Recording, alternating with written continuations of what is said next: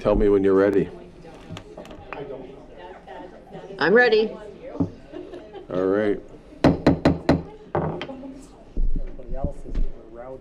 Good evening. It's Tuesday, September 23rd of 2025. This is the Stoughton City Council meeting. Thank you for your patience as the Finance Committee ran over tonight, but we're ready to go. We have a short agenda, so hopefully we'll get through it. The first item would be the roll call. Whenever you're ready, Clerk Kristen.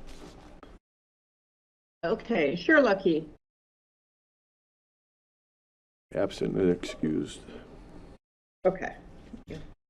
Hirsch. Here.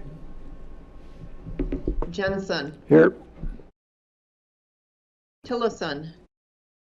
Here. Reeves. Here. Butler. Present. Schumacher. Here. Vino. Here. Nino. Viano's here. Okay, thank you.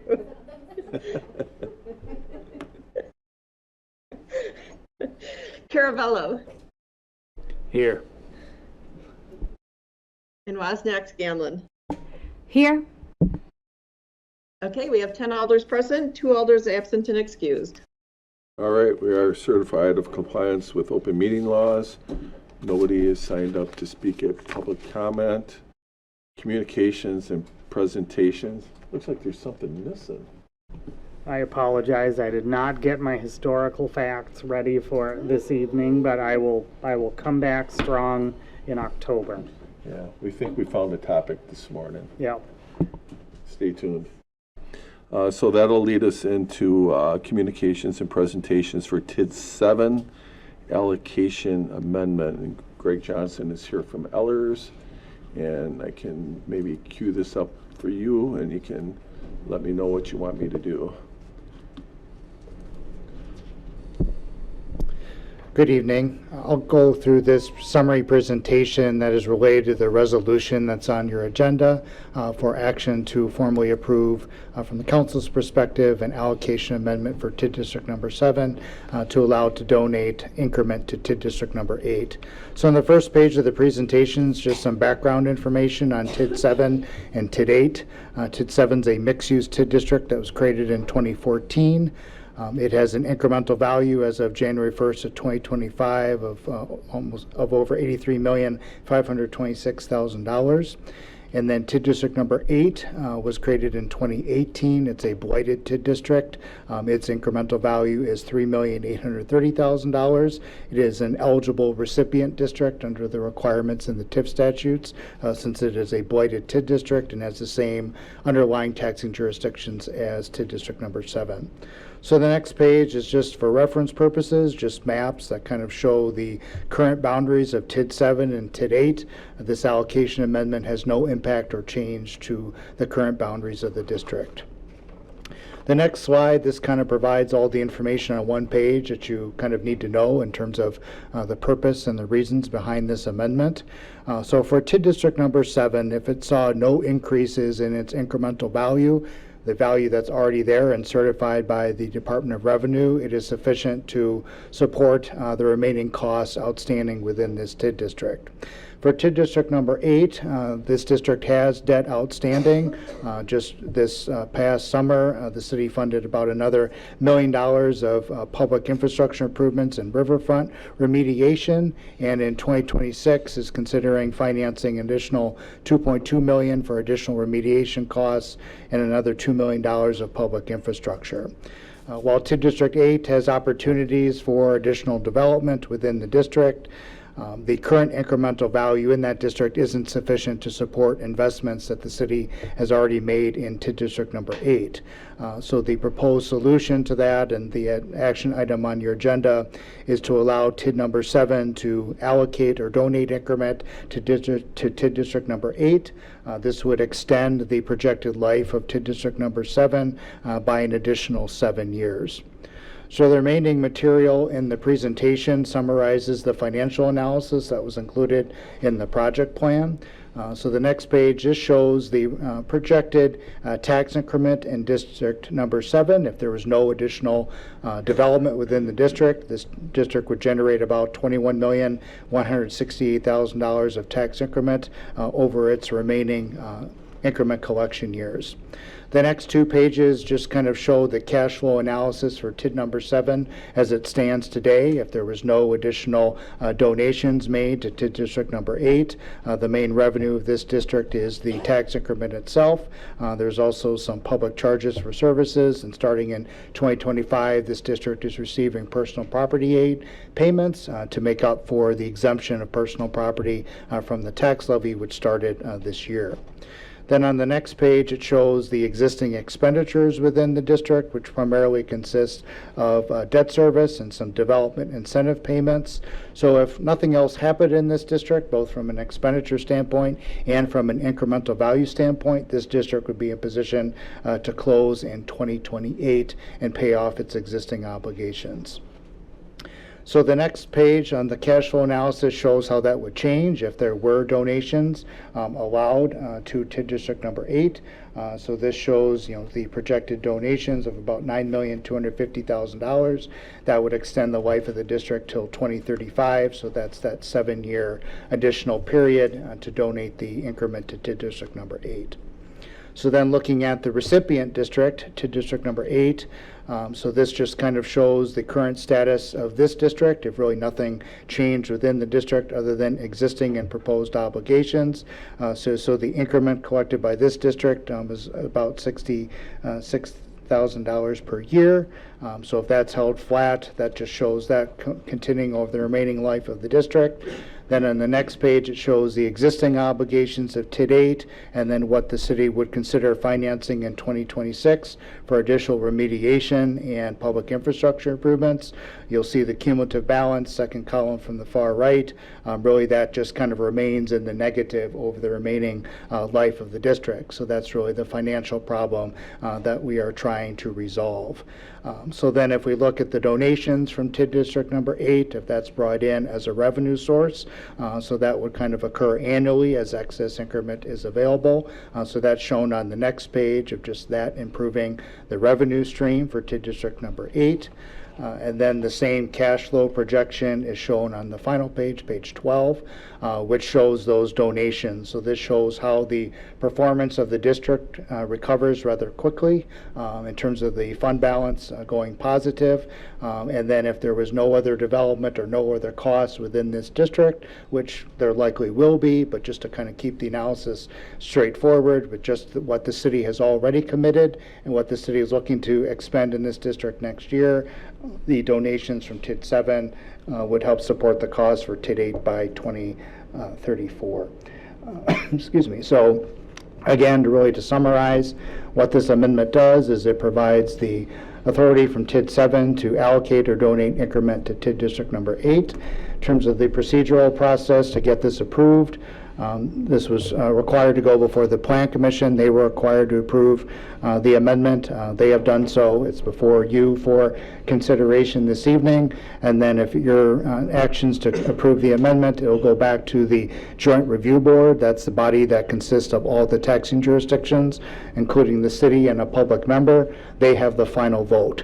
So they had an initial organizational meeting prior to the Plan Commission meeting. They were given this exact same presentation. No action was required on their part, but they were given the opportunity to provide comments or ask questions. There was really no concerns identified at that meeting, but they're scheduled to meet on October 13th for final consideration. And then if they give that approval, then it's submitted to the DOR, but the donations can start as soon as this fiscal year. So that's the overview of the purpose of the allocation amendment for TID 7 to TID 8. All right, thank you. Are there any questions? President Schumacher. Greg, I think I might have asked this probably in the Plan Commission. If, as TID 8 then adds its increment in there or adds value into because of development, that doesn't mean that TID 7 has to give all of those donations. Like it can be cut short if TID 8 starts to perform. That is absolutely correct. So really, the donation mechanism is just in place to provide what's necessary to support the investment in TID 8, but certainly, going forward, the goal is always to have a TID district kind of stand on its own in terms of supporting those expenditures. I mean, this is a permitted donation and allocation amendment, but yes, you only donate increment to the extent that TID 8 needs it. Okay, thank you. Any other questions? All right, thank you for the presentation. Are there any communications from alders? I'm hearing none. I have one. I attended the WPPI conference last week. It was their 45th anniversary. And Brian Hoops from Stoughton Utilities was one of 3 to earn an individual achievement award, so that was kind of nice. And then I have all sorts of information I brought back, and I shared some with the Utilities Committee as well as the Sustainability Committee about kind of what's going on and the impact of what's going on in Washington, D.C. and how that impacts us at really the state and local level as far as our electric power purchasing. There is a tour at WPPI, I believe it's October 16th, is that? October 16th. If you've never toured their facility in Sun Prairie, that might be something you might find quite interesting. You can literally watch them purchase power. It's kind of like being at the stock market when they do that, as well as getting a tour of the facility out there. So if anybody's interested in doing that, you can reach out to myself and I can pass it on, and Brian or somebody at Stoughton Utilities can help make those arrangements for you. All right, last call for communications from alders. Hearing none, we'll go into the consent agenda. Looks like there's a few items in there. I would entertain a motion to approve the consent agenda. Tillerson motion. Is there a second? Second. Second by Schumacher. Would anybody like anything acted on separately? Hearing none, all in favor say aye. Aye. Any opposed? None opposed, that motion carries. There's no old business. We have some new business, and the first one is R137 of 2025, and this comes from the Plan Commission, Alderperson Caravello. Thank you. This is a resolution approving an amendment to the project plan of tax incremental district number 7, and I so move. Is there a second? Second. Second by Alderperson Hirsch. Alderperson Caravello. I have nothing to add from this one because there's already been a lot of discussion so far just this evening, so. All right, any questions from alders? Hearing none, all in favor say aye. Aye. Aye. And any opposed? That motion carries. Next item is R138, and that one also came from the Plan Commission, Alderperson Caravello.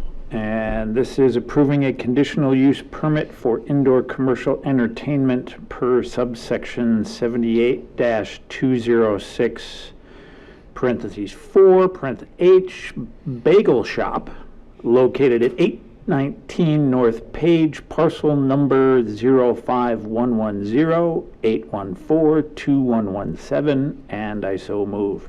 Is there a second? Second. Second by Wozniak Scanlon. Alderperson Caravello. This is a request to use a space that I learned a number of years ago was already prepared to be, I believe, like a deli. It had most recently been a card shop in this space along Page Street, and these folks would like to use it as a stuffed bagel shop, which I think is a perfect use for this site. Any questions or comments? The applicants are here if you want to hear from them, or if you want to come up and say anything, you're welcome to advertise. Sure, plug your business. You guys are doing it for us, actually. Okay. All right. Any questions or What comments? opening day? My question is, are you having anything, are you having regular bagels too, or just, it's that, my waistline is gonna. Yeah, and they don't have die. calories, right? No calories.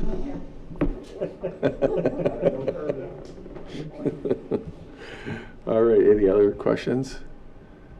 Hearing none, all in favor say aye. Aye. And any opposed? None opposed, that motion carries. Thank you for being here. Thank you for your patience earlier tonight. Yes, thank you, everybody. Yep. See you in a couple of weeks. Saturday, Muslim money, or whatever day is Yeah. Saturday.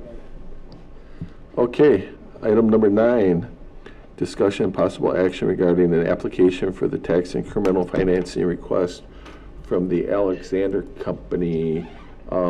Rick, did you want to start us off on this one, or how would you like to handle this? I know Shane's on here as well.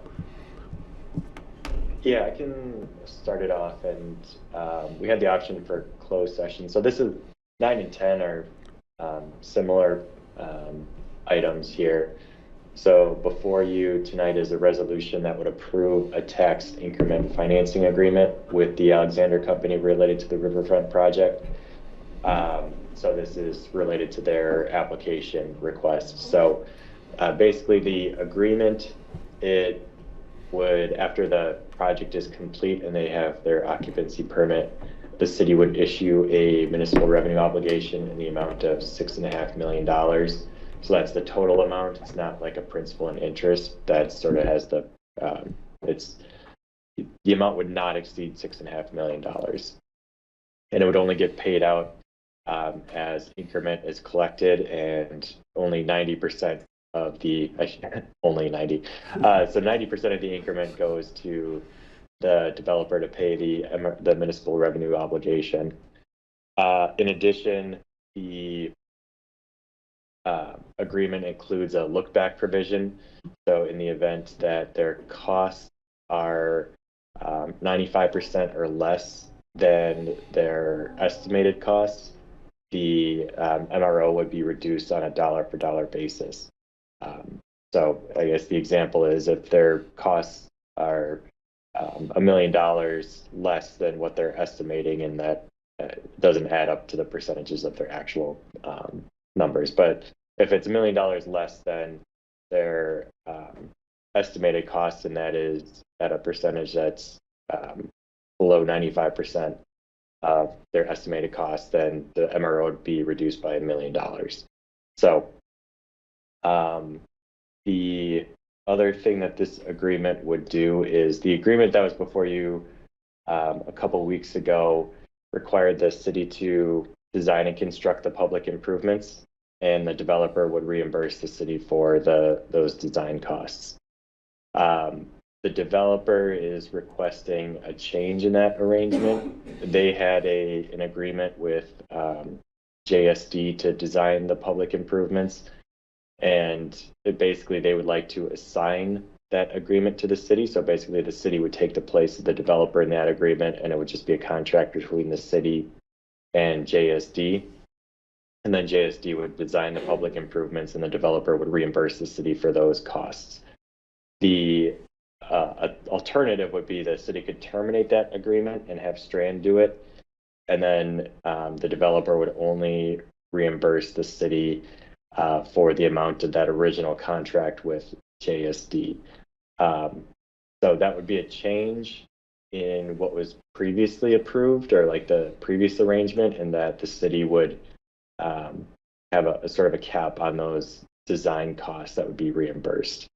But we had a closed session discussion at Finance Committee about that, and the City Council feels it's required. We can go into closed session to discuss the TIF amounts and the financing piece, as well as the administrative costs provision that is included in this agreement. The Finance Committee did have a recommendation to approve this. Sorry, I'm taking Alderperson Butler's thunder here, but the Finance Committee did recommend with a revision to that cap on the administrative cost provision. All right. Are there any questions for Attorney Manthe at this point? And we can certainly come back to him if something pops up. And then, so Shane is here from Ellers. Is there anything you wanted to cover, Shane? I know you said you had a slide deck. I can pull it up if you want to go through it, or if you just want to highlight whatever your preference is. Yeah, thank you, Mayor and members. The slide deck that I have is largely the same as the one that you saw previously. You now have the memo that the mayor is showing there in the packet. That's the additional detail I think that the council was asking for the last time we heard this 2 weeks ago. And so happy to go into any level of detail. I think Rick covered the broad strokes of the deal very well. The developer, would receive 90% of the annual increment. You've got to look back. We are assuming some inflation on value to get to the MRO amount. Last payment would be 2046. You're not borrowing anything for this MRO, at least on this, kind of the things that are sort of generated by the project and dedicated to the project as it relates to TIF, but there's all this external complexity related to the infrastructure, environmental remediation, and other things that aren't covered in the direct financial analysis of the memo. The project needs TIF in order to move forward and make a normal market rate of return and payback of their deferred developer fee. So happy to go through that in any more or less detail as people like. So yeah. I think you said this one was more of a hybrid than maybe some of the others we've done in the past. Yeah, thanks, Mayor. So this project, in looking at the profitability of it, is a little bit more complicated than your typical either market rate project or a tax credit project, because it is a hybrid of the two. And so there is an equity contribution, whereas there isn't an equity contribution in a standard tax credit project. And so you have to look at the mix of those two factors when you look at the profitability of the project. Profitability on a tax credit project is really the developer's fee and how quickly that's paid back. This one does have an equity contribution. If you Mayor, flip to that second page, that shows up on their sources of funds of about $3 million. And they should get a normal market rate of return on that, which they do. Yeah, it's a little bit, we don't see as many of these as you do just see a regular market rate project or a regular tax credit project. These hybrids are a little bit more rare.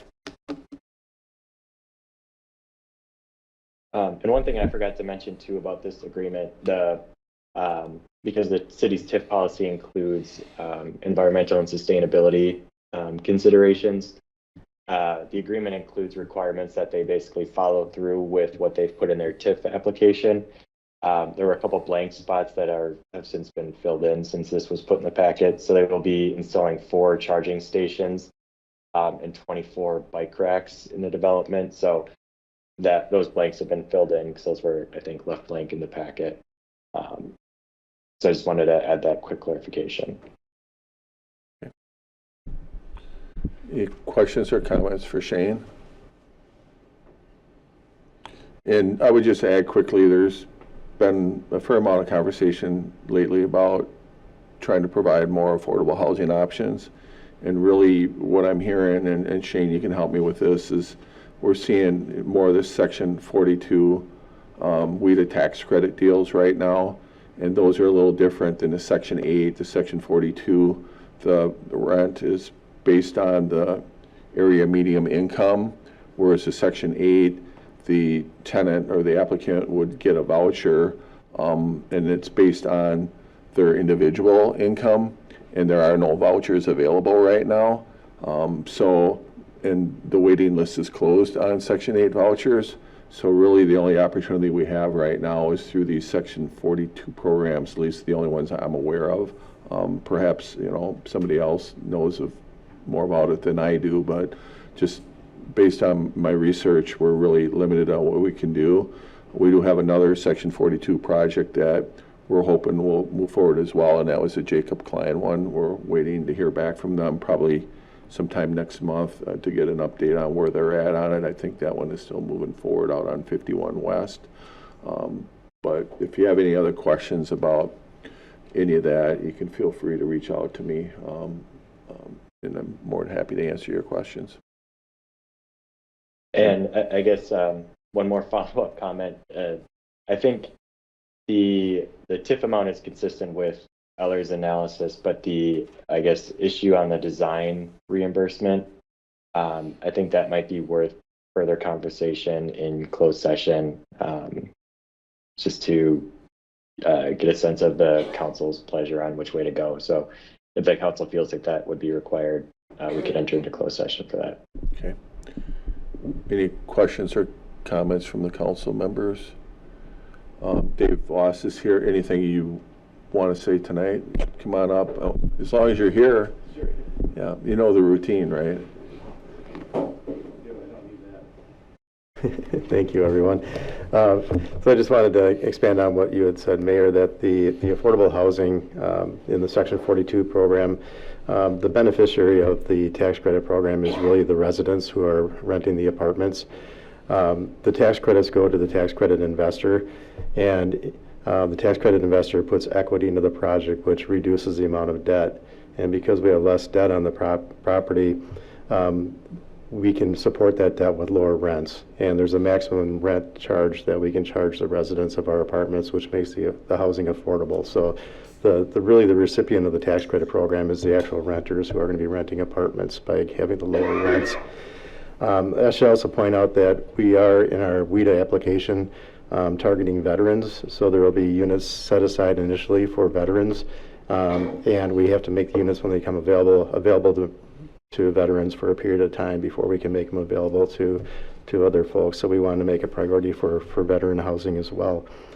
And then on the probably the one sticking point in the agreement again is the reimbursement for the public improvements. Initially, the plan was for us to complete the public improvements, and the city. We had a meeting at the end of July where we discussed the environmental cleanup, the public improvements. All the parties were there, the redevelopment members of the redevelopment authority, the city attorney, Strand was on the call, and we discussed not only environmental issues but also the public improvements. And during that meeting, the decision was made that there was two things that we needed to accomplish. We needed to get our SIP submittal into the city for approval prior to our WIDA application. That we needed to know where the grades and the roads were going to be, so we needed to move forward with the public improvement design.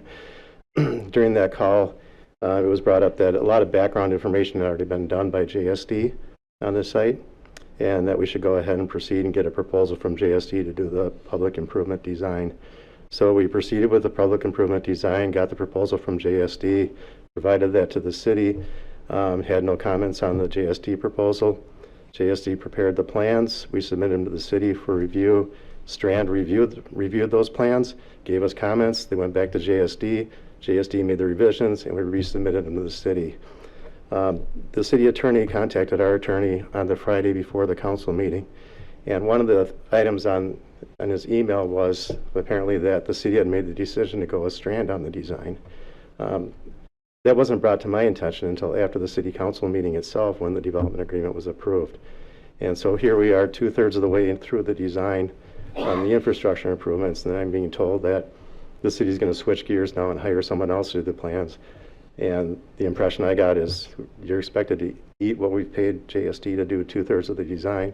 The city would hire another engineer now on its own and switch gears and have us holding the bag for the dollars. So that's my concern. I don't think it's the right way to do business, but you'll be meeting in closed session, so I think you can discuss it then. Thanks. Thank you. Any questions for Dave? I had one for you. So the actual rental rates, are they established by the developer or by HUD or who? No, they're established every year by HUD. So HUD comes out with the maximum. It's based on 30% of the median income that you're targeting. So if it's 60% of the median income, the max rent is at 30% of that. For those bedroom sizes, for 1 bedrooms and 2 bedrooms, they publish those rates. Thank you for that. Thanks. Oh, we have more questions. Who was first? Oh, Dave, just because in the TIF agreement, and I know we talked about this before too with environmental. Sorry, with the environmental stuff, you said with the solar, we, in our last developer contract with Brink, we had him have solar installed by 5 years after the project completion. I don't like it to be open-ended of just right now as I see it, this is the first time I was able to read it this week, that it's just that you have it solar ready. When can we actually put in that you would actually complete that? We can't because this is, like I said, the rents are limited. The debt coverage ratio is at the minimum amount that WIDA will even approve for this project. If there's not money to put the solar panels in up front, unless there's a program that comes out, and we know that the federal programs are all being eliminated for this kind of thing. But if those kind of programs come back, then, and we can receive tax credits and it makes financial sense to do it, we could probably do it at that time.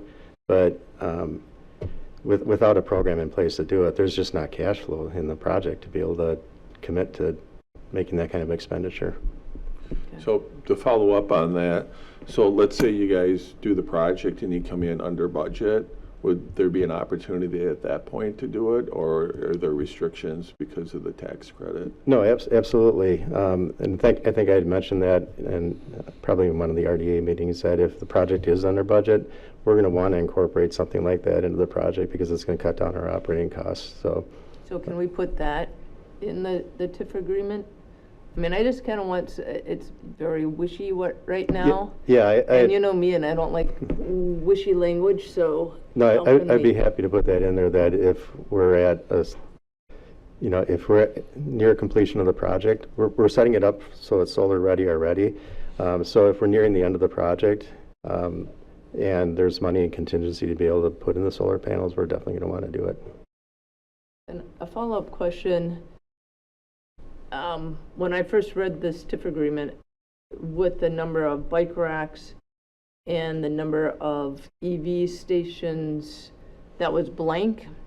Now all of a sudden there's 4 EV stations, which is only 3% of the 122 units, and only 24 bike racks, which is only like not even a third of the units actually getting a bike rack. How did those numbers come to be when national averages are 5 to 20% for EV stations, with more of it going more to at least 10%, and the bike racks, they're recommending at least 1 per unit? So I'm kind of curious where those numbers came from. I wanted to give minimums. Our goal would be to exceed those, but we are providing storage units for each apartment. So a lot of the people will want to store their bikes in their own storage units rather than putting them in a public bike rack. We intend to have parking for everyone's bikes in the building, but as far as committing to bike racks, I just thought 24 would be a good number to use that are accessible for everyone. And for the EV charging stations, 3% is very, very low. This same thing there. We are not opposed to putting in more EV stations, and we are setting up the infrastructure so we can do more. So if you wanted to put in the TIF agreement that we will, if you want to put it at 10%, that the electrical panel sizes will be able to accommodate up to 13 or 14 EV stations, we can certainly do that. Okay.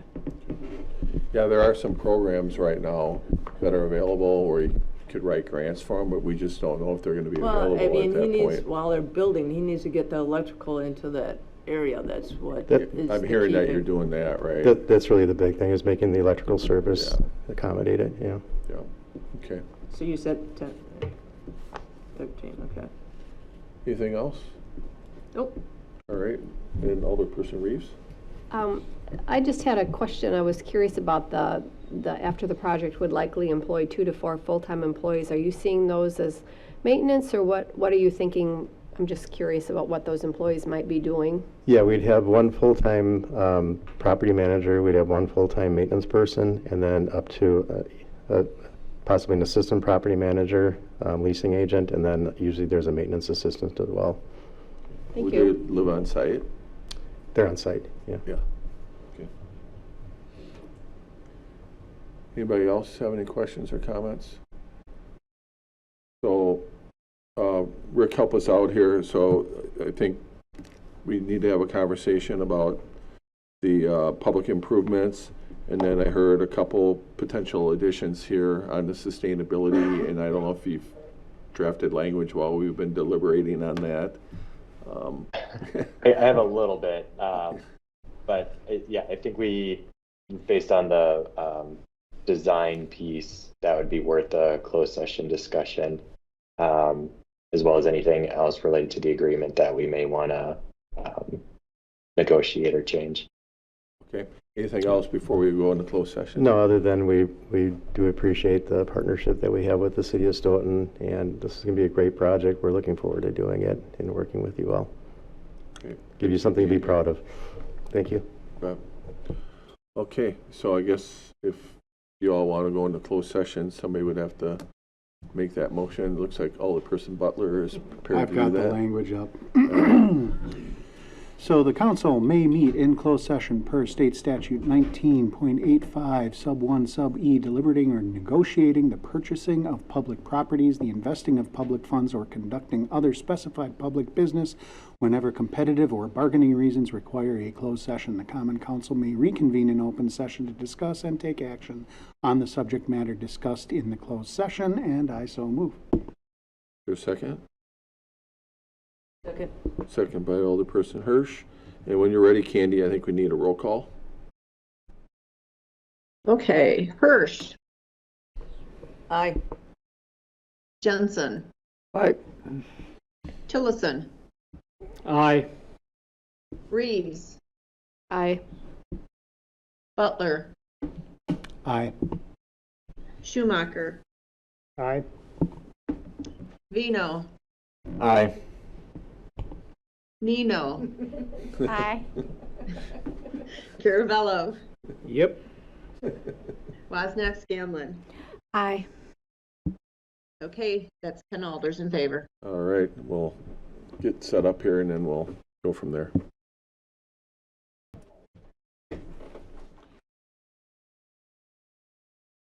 Okay, we are back in open session. All right, Alderperson Butler.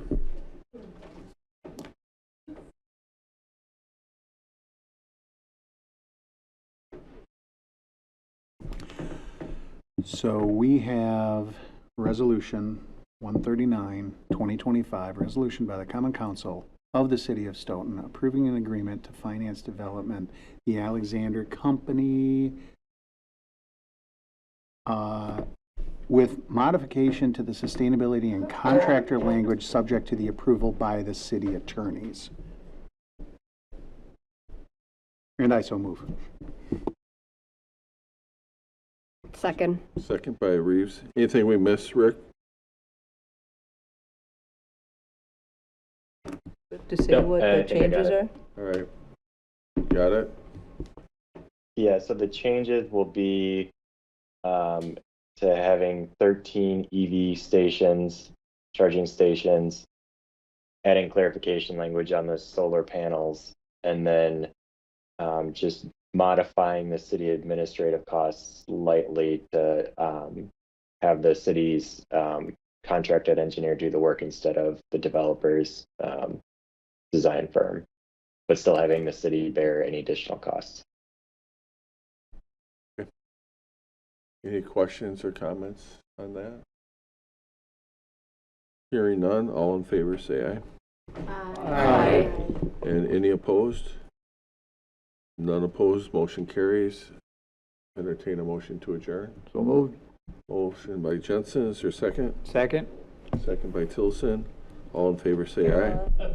Aye. That would have been. Oh, Caravello, I'm sorry. You got still aye. Very good looking, I can see how that mistake. Yeah, the second was Caravello. Any opposed? That motion carries. Thank you, have a good night.